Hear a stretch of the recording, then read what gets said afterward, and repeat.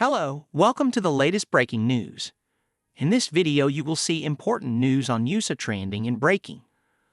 Please like this video, subscribe this channel. General Hospital spoilers. Did Molly and Tajh's child survive? Is a custody battle still brewing? Like many General Hospital viewers, we were completely shocked when a pregnant Kristina, Kate Mansi, fell out of a Metro Court window into the pool, losing baby Corinthos-Lansing-Ashford in the process. For weeks leading up to the tragedy, it seemed as if Kristina, Molly, Kristen Vaganos, and Tajh Bellow were headed toward a nasty custody battle, but the baby dying was completely unexpected.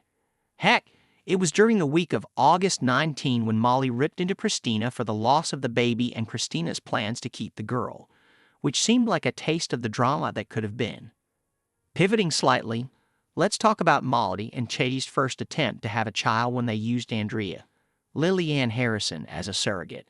Back in 2023, after Molly found out she couldn't carry a child to term, she and Tajh opted to use Andrea as their surrogate. Unfortunately, the pregnancy allegedly ended with a miscarriage that occurred off-screen. Shaken up, Andrea opted not to go through the surrogacy process again. Hence Molly and Tajh opting to partner with Kristina to be their next surrogate. Having said all of that, it seems almost cruel of writers to have Molly and Tajh lose a child twice in less than a year in such a dramatic fashion, which is why we're starting to think that one of their two children survived. If the baby the duo conceived with Kristina is alive, we have to ask what happened to the little girl.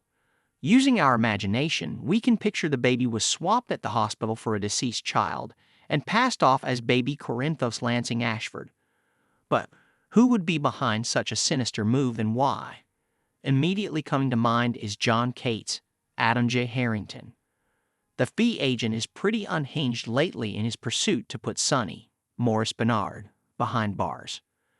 John has even forced Ava's, Maura West, hand in line to accuse Kristina of attempted murder, arresting Kristina shortly after her miscarriage, all just to stick it to Sonny. Would John push the boundaries further and kidnap a baby? Think about this. When John asked Molly for help in the prosecution of Sonny, she was resistant to do anything to upset Kristina. Well, now with the baby out of the picture, Molly is more furious with Kristina and Sonny than ever, so she'd likely be a more willing ally for John. As far as the child, he could have given the baby to another family, thinking a child raised far away from Sonny's orbit is better off. Now, we'll admit this theory is pretty wild and would require John to have gotten some help from somebody at the hospital willing to stake their reputation on the line.